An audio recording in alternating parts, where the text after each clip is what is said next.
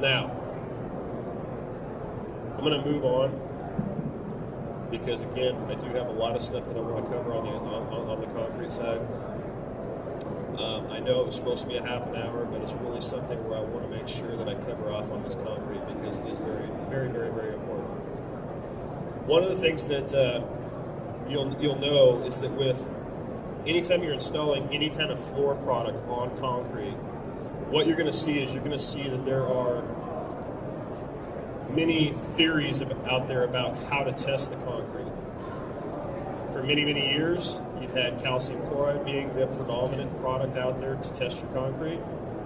And then you've had, in the last 7-8 years, you've had relative humidity testing come into the picture. Now, what I'll tell you is, the first thing I'm going to talk about is I'm going to talk about just the generalities of relative humidity, not my product specifically. When you look at relative humidity is meant to be something that allows you to predict what the surface conditions are going to be like on the surface once you actually encapsulate it with a finished floor product. In other words, once you put the time, effort, money, labor, all that into putting that floor on, it's going to allow you to be able to know what's going to happen.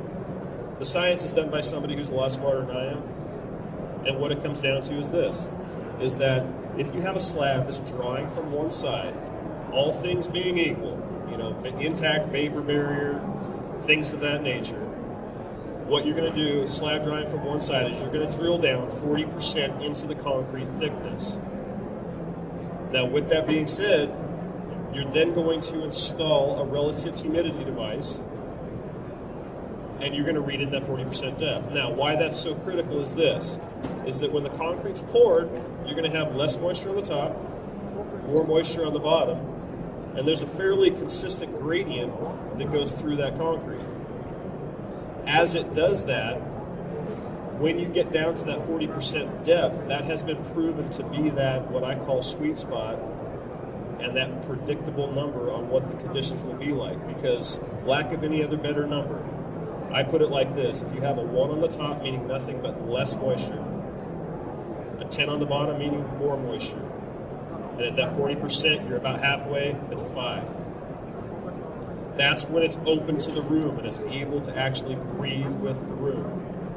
Unfortunately, once you encapsulate it, now it has to actually equalize within the slab. It doesn't have the room to equalize with anymore. So when you have a 1, a 5, and a 10, what you end up with at the end of the day when it's encapsulated is a 5, 5, and a 5. So you were able to actually predict, you knew that that's what that number was going to be before you even put any kind of time or effort into it. Nice thing about this product specifically, and some of the changes that you may or may not know about with the ASTM standard, is that the later part of 2011 there was a change to the standard that required a few different things. One of the things that it required that the sensors all had to have some type of isolation fins at the very bottom of the sensors. They specified exactly how tall, or from the bottom of the hole to where the sensor had to live within the sensor, or the sensor body itself, because what they're trying to do is they're trying to get that 40% reading. They don't want to get an average reading from top to bottom. They want to get a 40% reading. The other thing they changed was they wanted to make sure that every single sensor completely lined from top to bottom, or whatever that 40% depth was. So 2 of the 3, our Rapid RH actually already had. We had the fins on the bottom. We were pretty close on the sensor height. The one thing we didn't have was we didn't have the actual height all the way up. So we made some modifications to our product.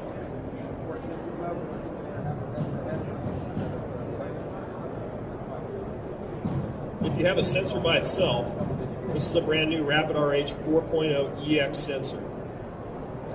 This is exactly the right height for 40% of a 4-inch slab. Now, if you have a 5-inch slab, and I'm going to actually do the demonstration on this. It's actually a 3-inch slab, but I'm going to drill it down to 5 inches, or what would be 5 inches, just to show you. But what you would do is you would install this, and then you would turn around and install an extension. The extension is perfect. It's 40% of 1 inch, so it's 0.4 inches. So this would be the perfect height to line from top to bottom on a 5-inch slab. Obviously, there's more extensions. So 6 inches add 2, 7 inches add 3. Makes it real easy from the installation side. One thing that you'll see too with the different products that are on the market is that ours is the only one that is going to be a single usage sensor product. And the reason for that is because we want to make sure that when the installers are putting them into the ground, that they don't have to worry about, is that sensor accurate? Is it calibrated? And if you read the ASTM standard F2170, it really does get down to the brass tacks of the sensor needs to be verified that it's been calibrated within the last 30 days, or at least checked, and it has to be sent back at least once a year to be checked in the factory. Every sensor that we send out of our factory has a certificate of calibration that is specific to what ASTM requires, which is that the product's going to be plus or minus 2% out of the box. And because it's only used once, there's no issue with it. You can take that information, you can actually put it into a file, you have it with your job file, you're good to go as far as that part of it is concerned. So, I'm going to make a little bit of noise now, kind of go through some stuff. And please, if anybody has any questions in the process, let me know. Typically, when I do any kind of installation, I'm going to go down through, and I'll usually have some kind of duct tape hanging off it. For those of you who haven't done this before, I'll measure back. We actually have in our kit, we actually have a ruler that you can measure back on it, and it'll show you exactly how far back to go. I put the duct tape on there with a tail because it will allow you to see as the debris comes up. It'll clean it off so you can see and make sure that you're as deep as you want to be. So again, this is a 3-inch slab. I'm going to drill down like it's a 5-inch slab just so I can use one of those extensions and show you guys how it goes together.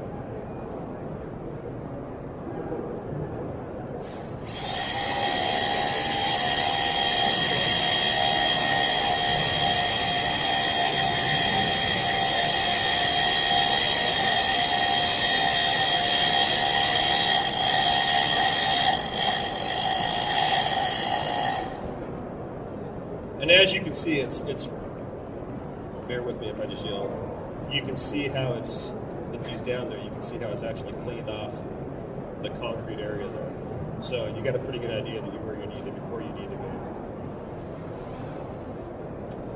I had a device that somebody had shared with me. It's actually pretty slick. It's a suction device that hooks up to the shop vac that will stick to the concrete. You turn the shop vac on, and it's got a hole in it. You can drill right through the middle of it, and it'll take all that debris out while you're actually drilling. It just keeps everything really, really clean. So once you've drilled this, you can if you want to take it a step farther. Again, I talked about the ruler. You can utilize the ruler to verify that you're exactly where you want to be. And on this one, I actually went just a tad deep. So, again, you want to have it as close as possible. The deeper you go on any slab, the more moisture you're going to show on the probe. The less, or the shallower you go, obviously, the lower it's going to be. So you want to get as close as possible. The next critical thing is to make sure that you clean the hole out very well. Because what it's going to ultimately do is it's going to make it that it'll take longer for it to acclimate to a quote-unquote accurate number. So what we provide is we provide a 2-step vacuum attachment. Typically this is going to be used to do the surface. This will be used to actually get down inside of the hole.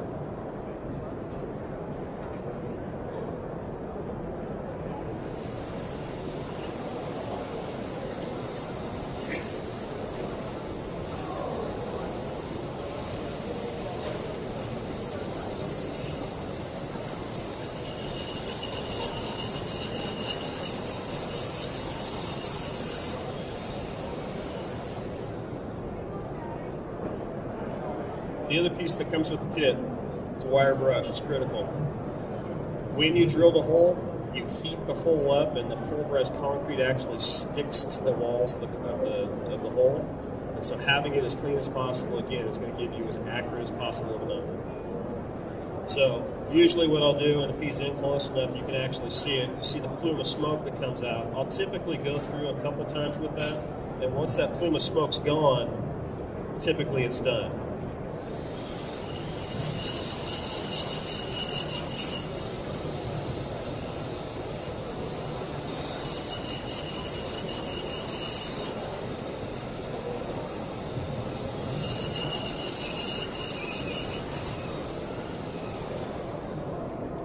So typically 2 or 3 times through, and you're good to go on that.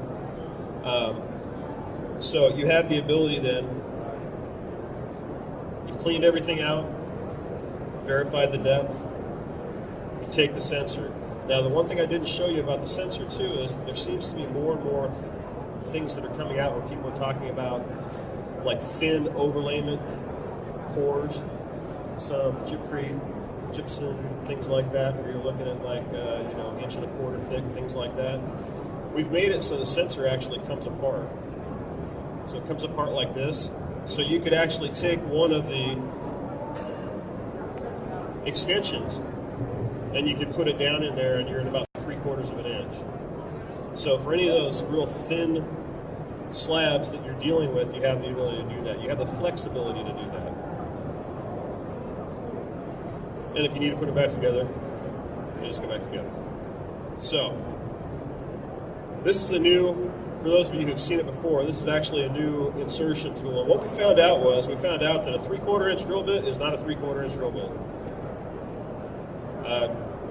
Don't know. Some are ANSI spec, some are this spec, some are that spec, but I can tell you if you're using a 2-blade fluted drill bit, I wouldn't. They make an egg-shaped hole on the top. You really need to have a 4-bladed cutter when it goes through. But either way, this is something that can be used, obviously, to install the sensor, but it's also used for verifying that your hole diameter is good. It's kind of a go-no-go gauge. So that way you're not going to, if it's not correct, you're not going to waste a sensor pushing in there and breaking it. So, once you've done that, take the sensor, put it in there, push it all the way to the bottom. Now, because I did drill it the way I drilled it, for a 5-inch slab, I need to put one of the extensions on there. What you would be doing is you'd be taking a cap, so you have the protective cap and the extension,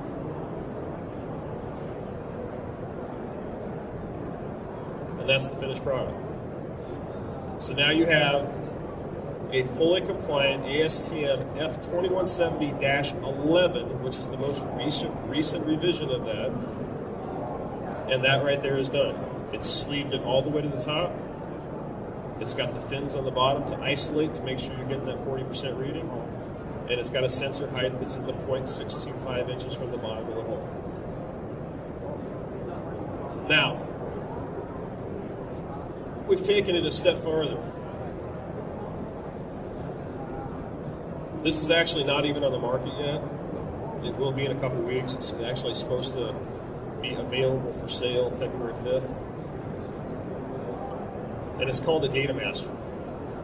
What the Data Master is it is a device that utilizes Bluetooth technology, and it does it from the standpoint of being able to transmit the data from this sensor to this handheld device. It stores it on an SD card and allows you to upload it to a website, F2170reports.com, and the long and the short is that none of the information that you have that is going to be there can be manipulated. So there's no way that anybody can question whether or not the numbers that you're giving them are what actually came off that job site. So this sensor that I read right here, once I actually put it into a job, which I designate, So if I'm doing a Walmart on 122nd, I can type that in here. And what'll happen is, it'll take the sensor's information and put it to that job site. Now, there's no way to take that same sensor serial number and put it anywhere else. So once you've then taken the information and uploaded it, all of those sensor serial numbers will be pulled through our database to make sure that they are within the window of the calibration certificate, and the report that will kick out will say certified on it. So it's certified that the report is totally legit from the calibration standpoint. You have the ability in the software to do minor things. You can put a company logo in there. You can do different things like that. What the report will actually give you is it will give you the last reading you took, which is going to be your installation number. But all of the information is actually on the SD card, so you can import it into Excel if you've been looking at readings for multiple weeks or months or something like that, and you want to see what's trending on the job. So you have the ability to be as creative with it as possible as you want, but you also, on the other hand, have the ability to have it be 100% certified. So the way it works is you have a screen, and we're going to have different settings that we can go through that'll talk about, Celsius, Fahrenheit, things of that nature. But we can set jobs, and I'll just put it for surfaces.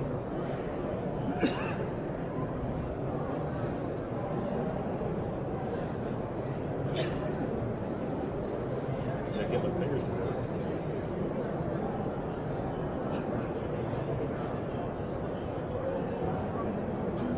Okay, so now I have a job. So what I can do is I can pull this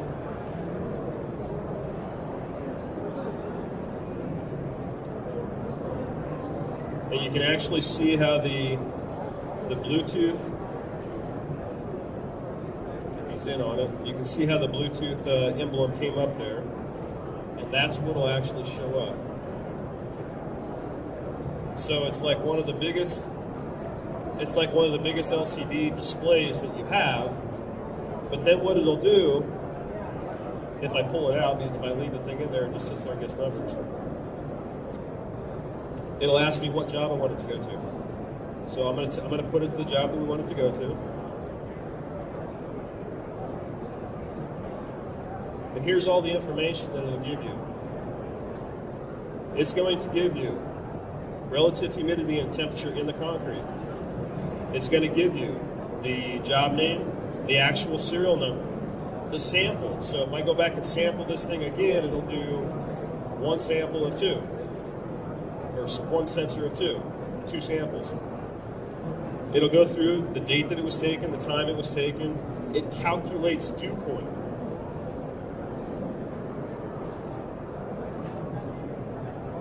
Then it goes through and it allows you to, there are some user entered fields if you want them to be.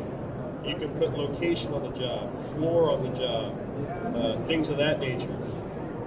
The other thing that you're going to see on this that most people miss when they're doing this kind of testing is they don't record the ambient conditions in the room. This device gives you the ambient conditions that are actually recorded. So if you look on the back of this right here, that's where the ambient sensor is at. That's what's giving you the ambient conditions, and that's how we're able to calculate dew point. Once you have that information, you can go back in and you can look at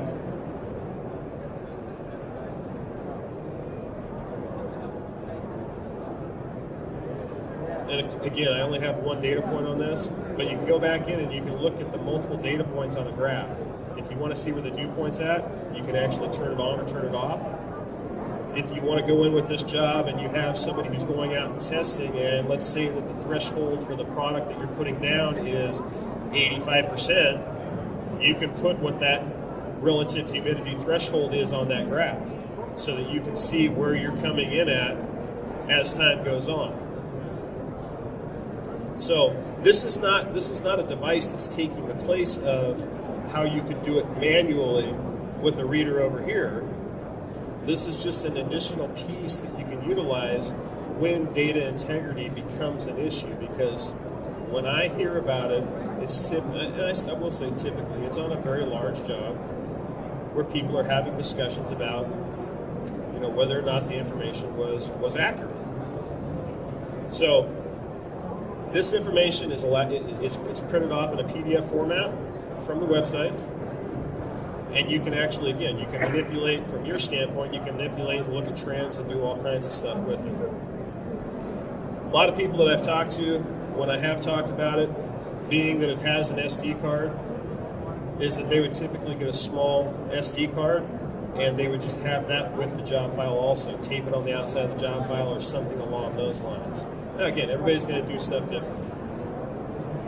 When you use this in combination with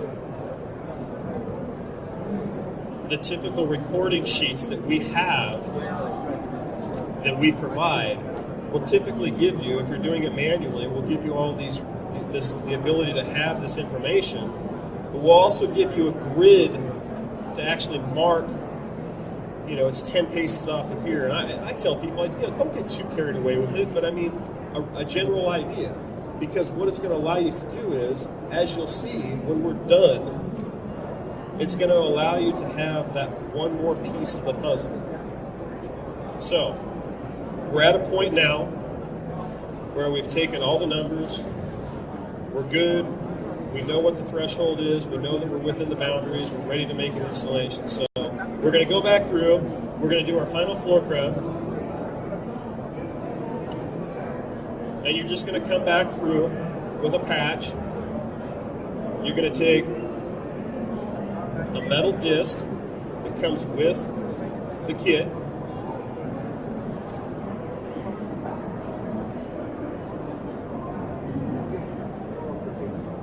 I tell people, pull the extension out. If you have an extension in it, and keep them, because what you're going to get when you buy the kits is you're going to get 2 of these for every sensor that you buy. The reason is because 6-inch slab, 4 to 6-inch slab is going to take care of 90 to 95% of all the slabs that are out there. Now, I do get every now and then 14, 16-inch slab. How do I test it? Things like that. But by keeping these, you're going to be able to have the ability to do some of those deeper ones when they come about. So you can take this, just drop the disc down in there, and just patch it.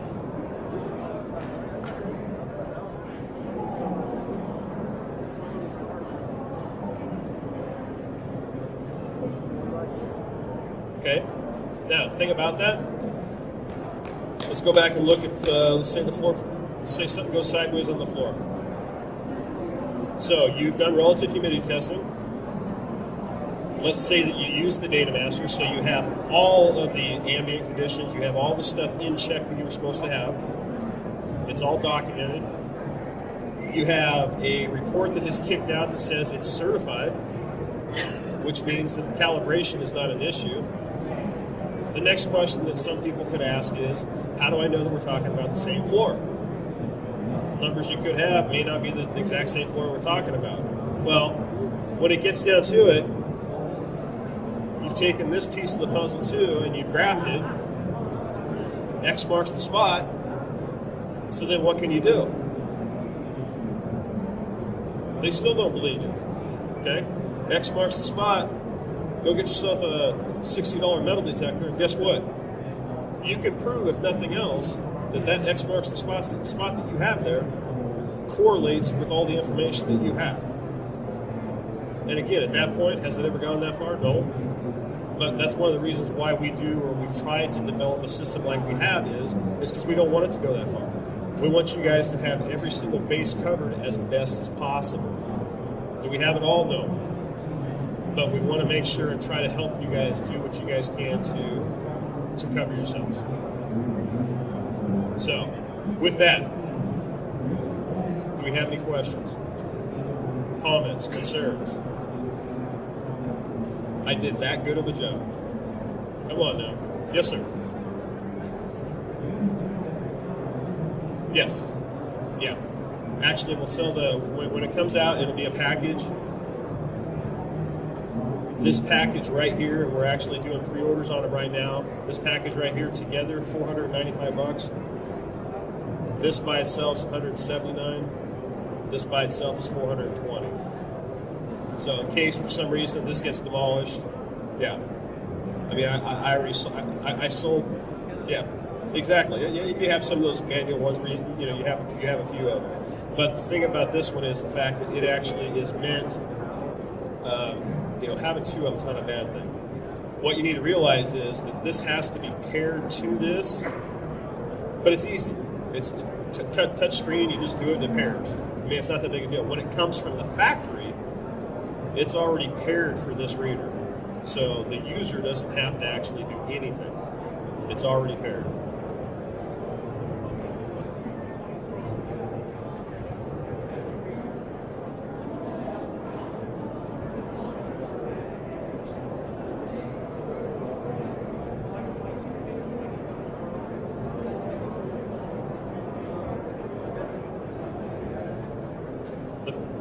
And the question was, how much manual entry is there going to be once you've actually started doing the jobs?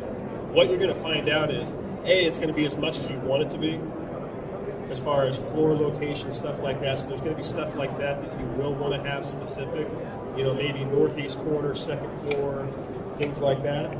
But once you've put that in and taken a reading one time, anytime you take a reading after that, it just bounces right into it and automatically does it. So if the sensor has been read into a job, you don't even have to tell it to go to that job. It's already, it just automatically goes right to that job. So it's just the initial, getting the job in there, taking the first reading on the sensors. Once they're in that job, and again, they can't go anywhere else.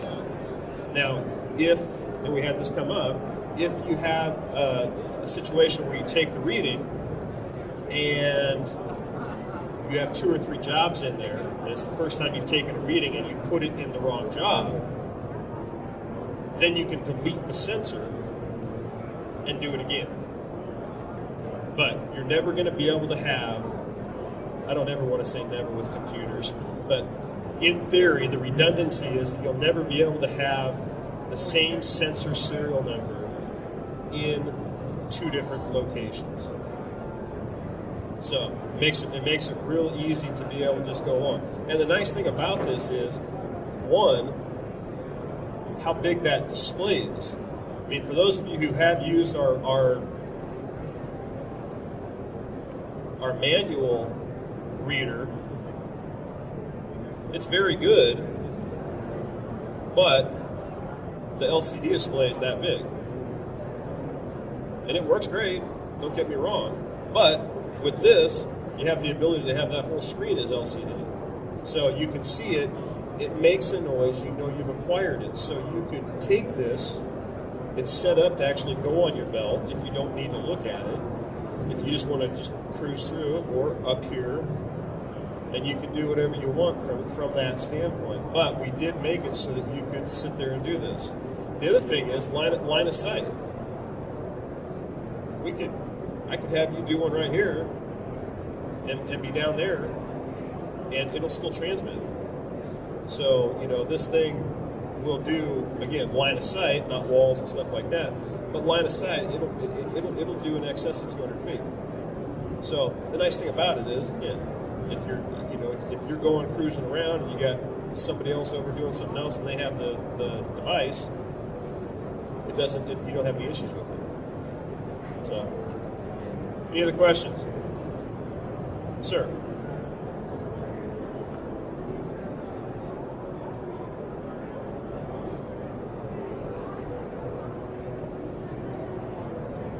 One of the data masters?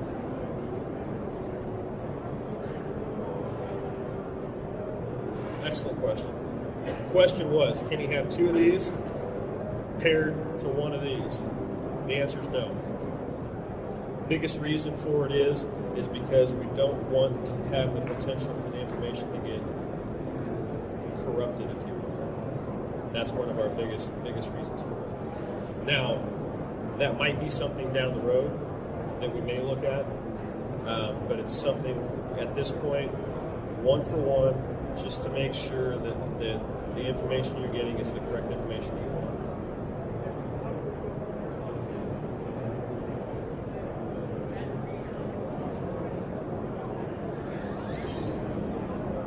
Yep. Yeah, no, absolutely. Absolutely. What it'll do, it'll actually let you, if you go into the tools portion, and I don't know if you can see that, but it says BT reader right there. If you hit BT reader, it comes up and it tells you what it's currently paired to. So if I had another one of these that was different than that one, or even this one, if I wanted to verify that it was paired, I could put it in there and pair it up. So yes, if you're in the middle of a job, one breaks, and you have an issue with it, you get another one, you can still continue on. Having a different reader is not going to do anything as far as making it more cumbersome for you to read that sensor. That sensor, if you've read it once already, and you, for whatever reason, read it with 3 different ones of these that are paired to this data master, it's going to give you into that right folder, into the correct folder. Any other questions? Okay, last thing I'm going to leave you guys. Yes, sir. What's the last? No. Another great question. This right here energizes that. So the sensor down there, and that's what I always tell people. People will call and ask me, good questions. People will call and ask me, does this have to be calibrated? Because we always talk about all these other products that are out there that have to be recalibrated. This is what I affectionately call the stupid part of the whole system. It's just going to read whatever that wants it to read. So whatever prints out there is what it reads.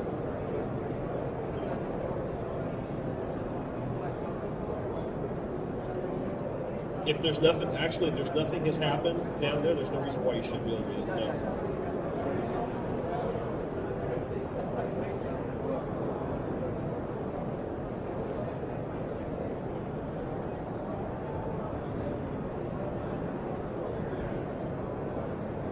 Again, barring any kind of major catastrophe happening down there, there's absolutely no reason. I'm not going to sit here and 100% guarantee it. No. You're going to have to pop. You're going to have to pop the patch because you're going to these.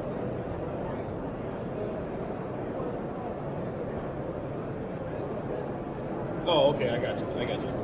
Sure. No, you can't. It's not going to be something where you can read through the metal cap. These wires in the bottom are what have to come in contact with that to actually energize it. Now, I did have somebody have a very creative comment. I was in, I think it was Baltimore, but she made the comment that her company, very very large commercial outfit, that they actually left the caps. They didn't skim them. They actually left the caps, the orange caps on top of them, and her concern, and again, it's almost the first time I'd ever had it. And I told her, I said, it's a great thing. I'd never even thought about people doing it. Was the fact that it's a little bit too much of a rise, but she still does it. She'll lay a floor over the top of it, so that if they do have to come back, they can actually just pull like a carpet tile or something along those lines up off the floor and pull that and put it down there. But no, that doesn't solve your problem, and I totally understand.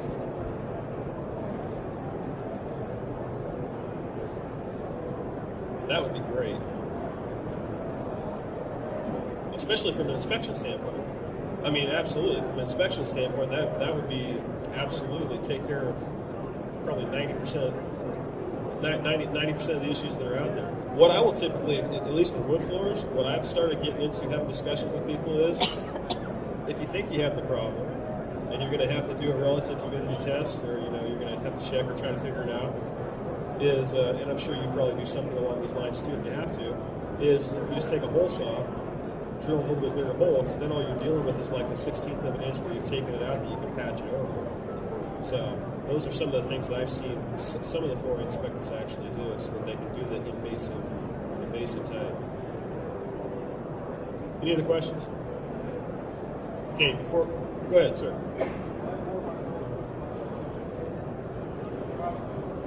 I'm going to try to come back here. I want to see if this thing's going to kill me or not. Actually, you know what?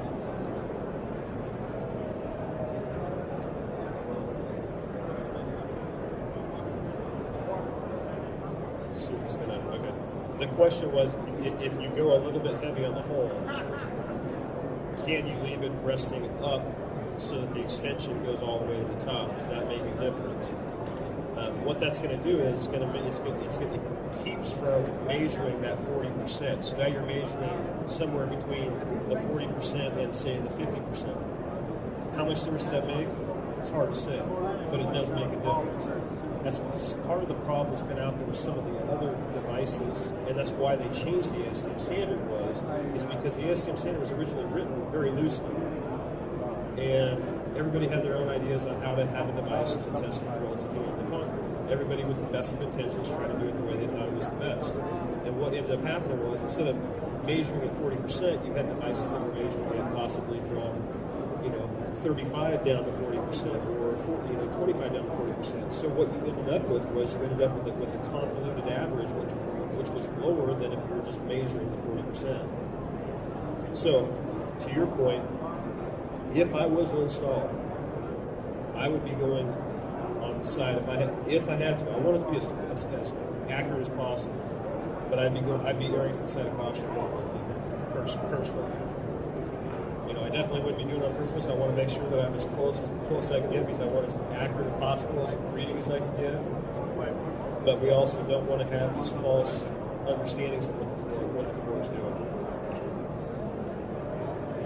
Anybody else? Okay, last thing. If you guys haven't seen it yet, we have a smartphone application out there for two different things. One is, I feel a lot of phone calls from people that they'll say, hey, I really like your product, or hey, I really like relative humidity testing, and I'm putting down product XYZ. And getting these numbers, what do they mean? What do I do with them? Because they're used to seeing pounds or whatever the situation.